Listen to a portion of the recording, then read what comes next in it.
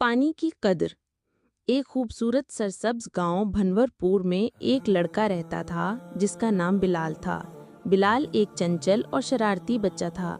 वो स्कूल भी जाता मगर उसे पानी के मामले में लापरवाही की आदत थी।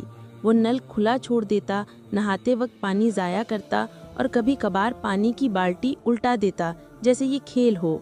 उसकी अम्मी उसे अक्सर समझाती थीं, बेटा पानी अल्लाह की बहुत बड़ी नेमत है, इसे ज़ाया ना करो।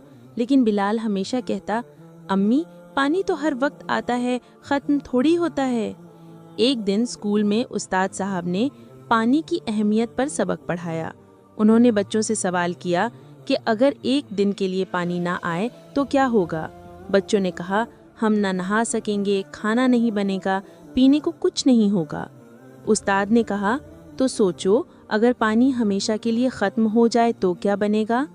बिलाल ने दिल में सोचा कि वाकई अगर पानी ना हो तो कितनी मुश्किल हो जाएगी, मगर वो ये बात जल्दी भूल गया। चंद दिन बाद बिलाल के गांव में अचानक शदीद गर्मी पड़ी और बिजली के साथ साथ पानी की सप्लाई भी बंद हो गई।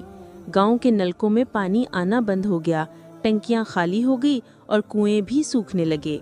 बिलाल के घर में भी पानी खत्म हो चुका था। अम्मी ने कहा, बिलाल अब एक बाल्टी पानी से नहाना, बर्तन धोना और खाना बनाना है, एहतियात से इस्तेमाल करना होगा। बिलाल ने पानी को बिल्कुल मुख्तलिफ नज़र से देखना शुरू किया। जब वो एक बाल्टी पानी से नहाता तो बहुत ध्यान से इस्तेमाल करता, बर्तन धोते वक्त हर बूंद की कदर करता।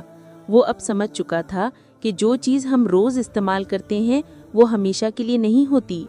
अगले दिन बिलाल स्कूल गया तो उस्ताद साहब ने पूछा, बिलाल अब तुम पानी की अहमियत को समझते हो? बिलाल ने सर झुकाकर कहा, जी उस्ताद जी, अब मैं जानता हूँ कि पानी ज़िंदगी है, एक एक कतरा कीमती होता है, अब मैं कभी पानी ज़ाया नहीं करूँगा। उस्ताद ने मुस्कुराकर कहा, शाबाश, यही शऊर हमें एक बेहतर इंसान बनाता है। जब पानी की सप्लाई बहाल हुई तब भी बिलाल की आदत बदल चुकी थी।